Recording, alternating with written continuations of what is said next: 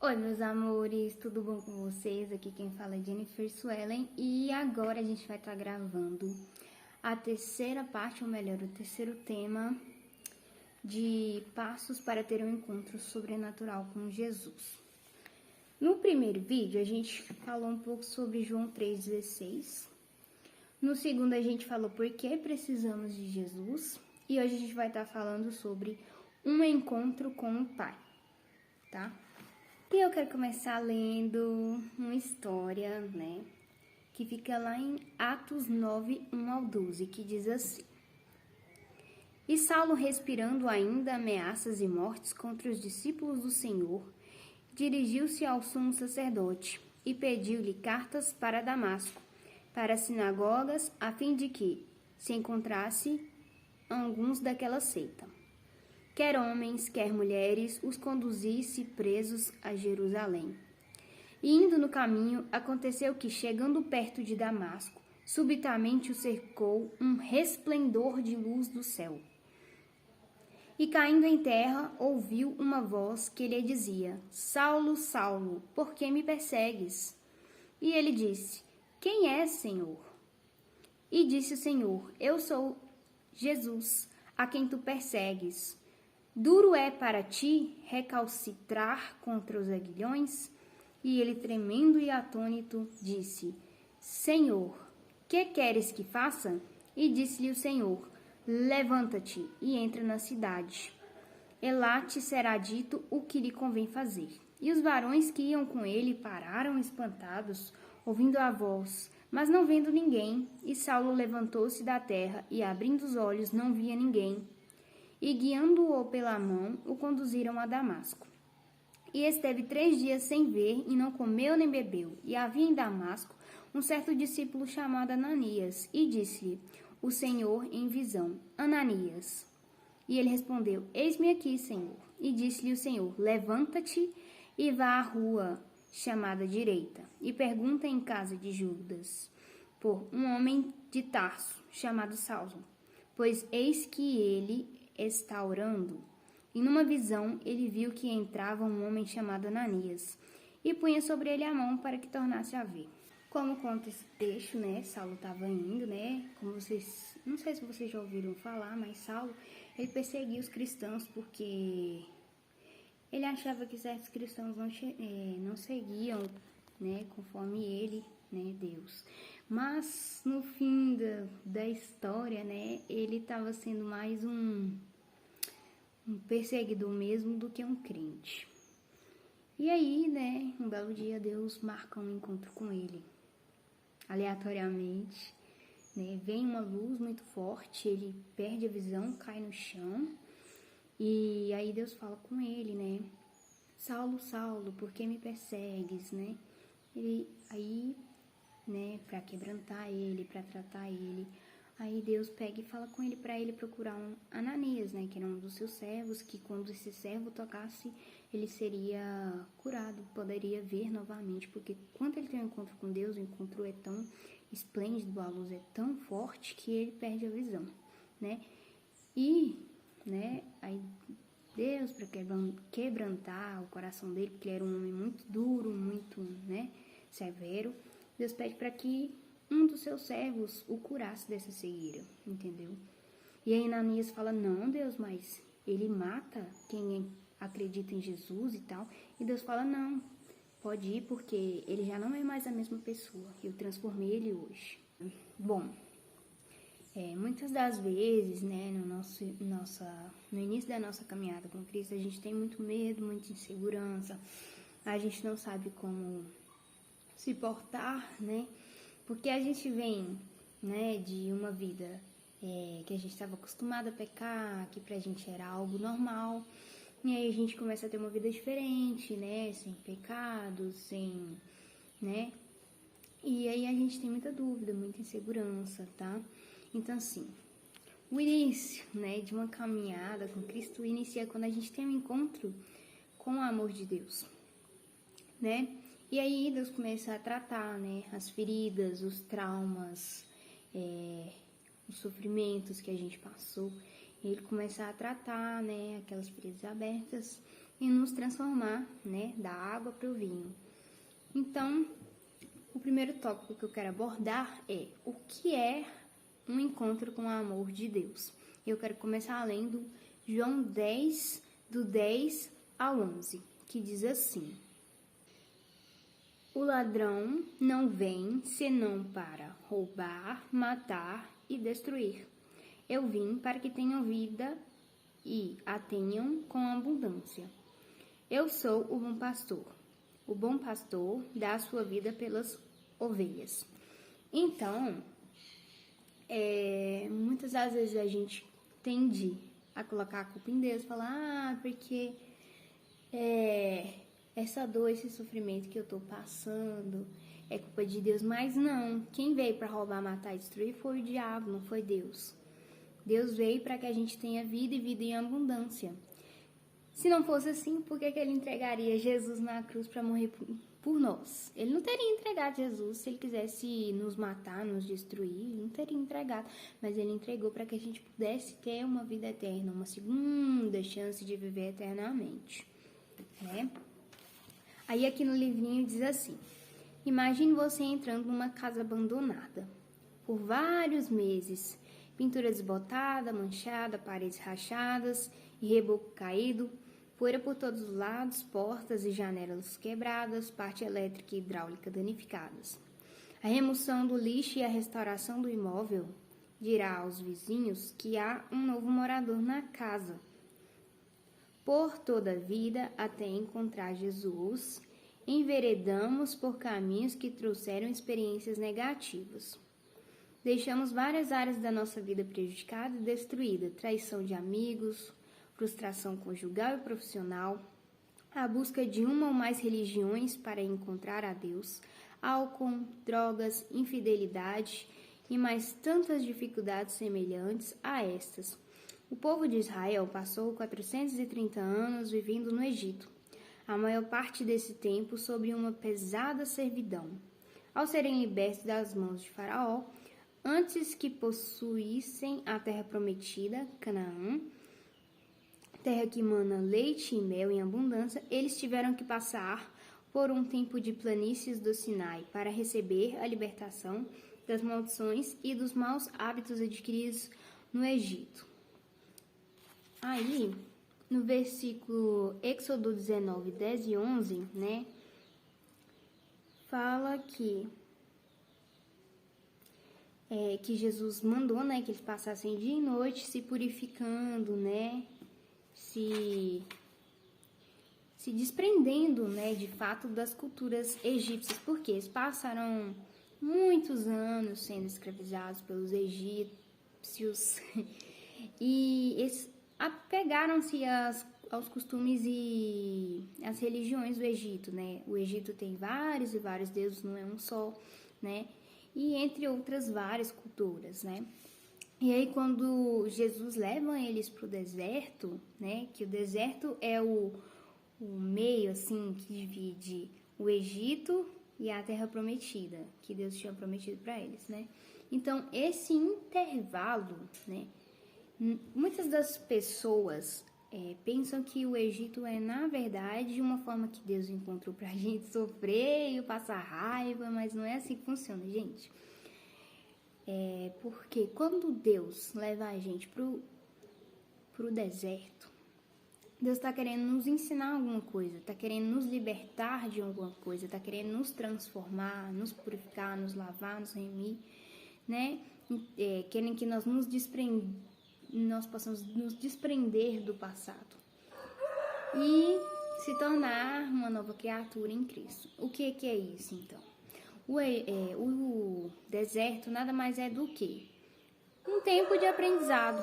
Então, quando você estiver no deserto, reclama não, agradece, porque a gente aprende muito mais no deserto, que é durante a nossa caminhada até o nosso ponto de chegada, do que quando a gente chega lá em Canaã, entendeu? Então, agradece a Deus, né? Conversa com ele, fala o que o Senhor está querendo me ensinar com esse deserto, né? Porque o deserto é realmente, né, para tratar, né, nosso ser, as nossas feridas, nos ensinar, né, a lidar com aquilo, com aquelas dores, com aqueles sofrimentos que a gente passou durante a nossa vida antes de Cristo, porque a nossa vida antes de Cristo, quem já se converteu sabe. Era uma vida péssima, cheia de vícios, cheia de dor, cheia de sofrimento, depressão, angústia, ansiedade, tudo junto misturado, né?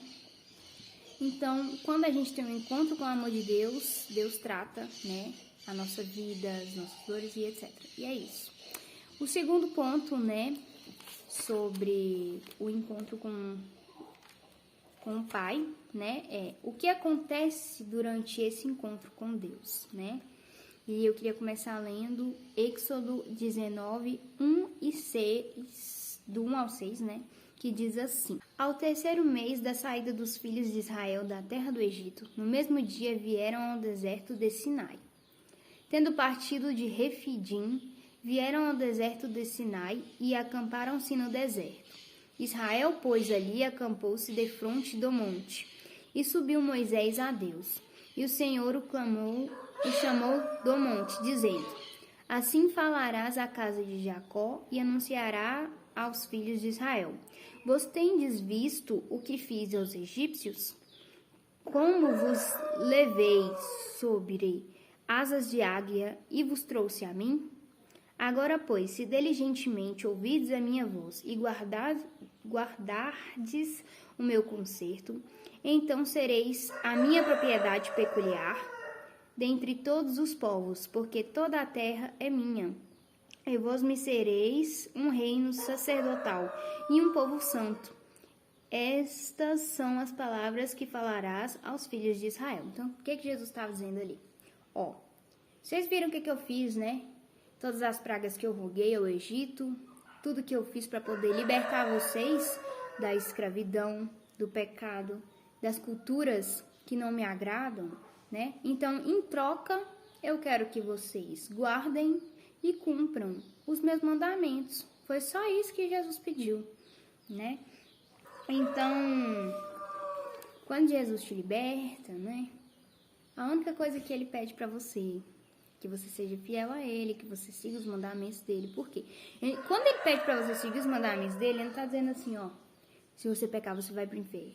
Não, ele tá dizendo assim, ó, eu quero que você viva, eu quero seu bem, eu quero que as coisas deem certo para você, eu quero que você seja bem sucedido, eu quero que você tenha uma casa, um filho, um emprego, eu quero que você alcance aquilo que você sonhou, né? Então Deus está dizendo assim, eu quero te abençoar, mas para que isso aconteça, você precisa seguir os meus mandamentos, ouvir a minha direção, porque eu sei o que é melhor para você, né? E aí, no livrinho aqui está escrito assim, o lugar é preparado para você ouvir a voz de Deus. O conhecimento das verdades bíblicas impactará a sua vida de tal maneira que, ao retornar ao convívio dos seus, a transformação terá sido tão grande que eles não te reconhecerão mais. Sua vida receberá ministrações em áreas importantes. E aí eu vou citar duas áreas aqui que Deus trata quando a gente se converte. Primeiro é a cura de traumas da alma. Por quê? Quando você quando você fica traumatizado e tal, a dor que você sente não é física, é na alma, né? Em Mateus 11, 28 ao 30 vai dizer assim, ó. Vinde a mim todos os que estáis cansados e oprimidos, e eu vos aliviarei. Tomai sobre vós o meu jugo e aprendei de mim, que sou manso e humilde de coração, e encontrareis descanso para as vossas almas, porque o meu jugo é suave e o meu fardo é leve. O que é que Jesus está dizendo? Você está cansado? Eu sei que você está cansado, né? Você passou a sua vida inteira sendo oprimido, humilhado, pisado, traído, né? Mas vem cá, deixa eu tocar, deixa eu curar, deixa eu passar um corretivo, né? Deixa eu passar um apagador aqui no seu passado aqui, pra gente começar de novo, né? Deixa eu tocar aqui nessa ferida aqui, né? Como se diz, né? Fazer um curativo, né? Deixa eu fazer o curativo aqui e tratar a sua ferida, né? E aí aqui no livrinho diz assim, que durante a vida, né, nós temos tensões, frustrações, rejeições, traições, brigas, vinganças e etc. E quando a gente tem um encontro com Jesus, Jesus quer libertar a gente, né? Libertar a gente do nosso passado. Fala assim, não, até aqui, né, antes de você me conhecer, você tinha uma vida assim, você passava isso, acontecia isso, mas agora não vai ser mais assim, não. Agora é diferente, você conheceu Deus Todo-Poderoso, Todo Altíssimo, o Rei dos Reis, o dono do mundo, né? Então agora não vai ser mais assim, você não vai sofrer, aliás, sofrer vai, né? Porque Deus não prometeu que a gente não ia sofrer. Ele apenas nos prometeu que estaria conosco em todas as situações. Então ele vai sempre estar ali, né? Te ensinando, te auxiliando como você vai lidar em cada situação, certo? Será, porém, que, se não deres ouvidos à voz do Senhor teu Deus, para não cuidares em fazer todos os seus mandamentos e os seus estatutos que hoje te ordeno, então sobre ti virão todas estas maldições e te alcançarão. Maldito serás tu na cidade, maldito serás tu no campo, maldito o teu cesto e a tua amassadeira. E aí vai falando de todas as maldições. E em Deuteronômios 28, do 1 até o 14, Deus fala sobre as bênçãos de quem obedece os seus mandamentos. Então, para que você vença e quebre todas as maldições, macumba, feitiço, voodoo, feitiçaria, você tem que seguir os mandamentos de Deus e estar sobre, né, debaixo da mão onipotente do Senhor, para que Ele te proteja e te livre de todo mal. E aí aqui no livrinho diz assim que temos, né, tudo que precisamos, né, para nos realizar na área profissional, financeira, espiritual, familiar. Por quê? Quando você coloca Deus em primeiro lugar, quando você cuida das coisas de Deus, quando você cuida em obedecer, em seguir os mandamentos de Deus, Deus fala assim: servo bom e fiel, no pouco foste fiel, no muito te colocarei, né? Então Deus honra quem se compromete com Ele, quem segue os mandamentos dEle, quem é compromissado com Ele, que, né, guarda os seus mandamentos e cumpre. Então, seja um cumpridor da palavra, né? Porque quando você cumpre, você é abençoado, mas quando você não cumpre, vem maldição na sua vida, né? E o terceiro, a terceira cura de traumas da alma que Deus traz é libertação pelo perdão. Em Salmos 32, né, diz assim, ó: bem-aventurado aquele cuja transgressão é perdoada e cujo pecado é coberto. Bem-aventurado o homem a quem o Senhor não imputa maldade e em cujo espírito não há engano. Então, quando você confessa os seus pecados a Deus, Deus te perdoa. Só que tem um detalhe: quem não perdoa não merece perdão. Que a Bíblia diz assim, até no Pai Nosso mesmo, né? Perdoa as nossas dívidas, assim como nós perdoamos a quem está ofendido. Então, para você ser perdoado, você precisa primeiro perdoar aquele seu irmão, aquela sua amiga, né? Aquela pessoa que você está há mais de anos, né? Com aquela aperto no coração, não perdoa, não perdoa, não perdoa não.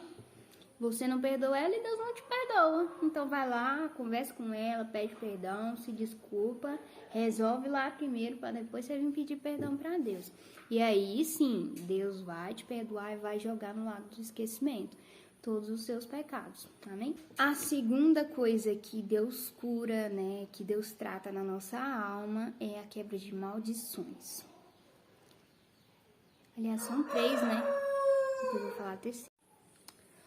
Continuando o tema, né, sobre um encontro com o Pai, o terceiro ponto, né, que a gente falou, né, sobre o que é um encontro com o amor de Deus, o que acontece durante o encontro com Ele, quais são as 3 curas que Ele realiza na nossa alma, e agora eu vou para o terceiro ponto, que é descobrindo o amor do Pai. Como que a gente descobre, né? E está escrito lá em Lucas 15, do 11 ao 32, que diz assim. Eu não vou ler tudo, tá? Porque é muito grande, né? Do 11 ao 32, né?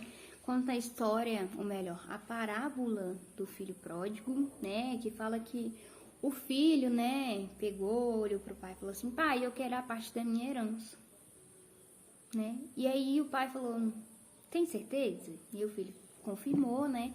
Ele pegou a parte da herança, foi pra cidade, comprou casa, comprou carro, né? Não tá escrito assim, mas só pra vocês entenderem, né? No mundo atual, o que tava acontecendo.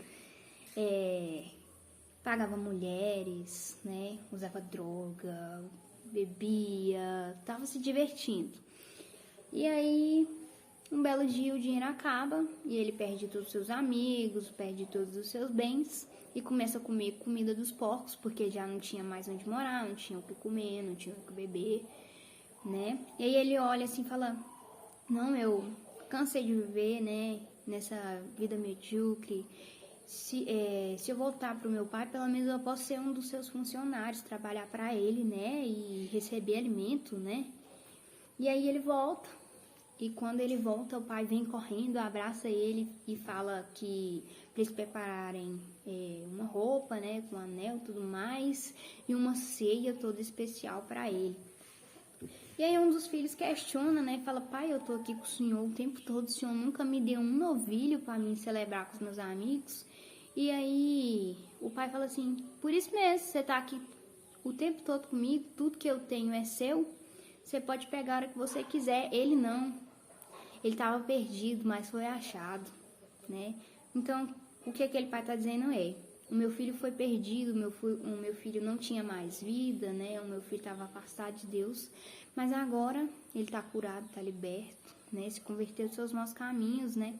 Tanto é que tem uma passagem que diz que a maior alegria no céu por um pecador que se arrepende do que por 99 justos que não precisam se arrepender, né? Mas o que essa parábola traz pra gente? Que como que a gente descobre o amor do Pai? Não importa o que você fez no passado, não importa as coisas ruins que você fez, importa que agora você está decidido que você quer caminhar com Deus, que você quer ter uma vida nova, e é isso que importa para Deus. Deus fala assim: não, beleza, agora você é meu filho, né? Agora você tá em casa, né? Porque quando você estava afastado, né, Deus falava assim: filho, volta para casa, tô com saudade, né? Mas agora que você volta, Deus te abraça com todo amor e carinho, como nessa parábola, e fala assim: o que estava perdido foi achado, né? Então, Deus trata com todo amor e carinho do mundo aquela pessoa que se converte, que fala: não, agora eu vou seguir a Deus com todas as minhas forças, né? E aqui no livrinho diz assim que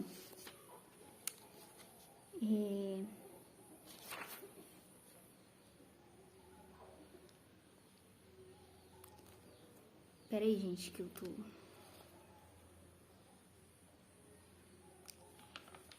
Que assim, muitas das vezes, né, as religiões apresentam Deus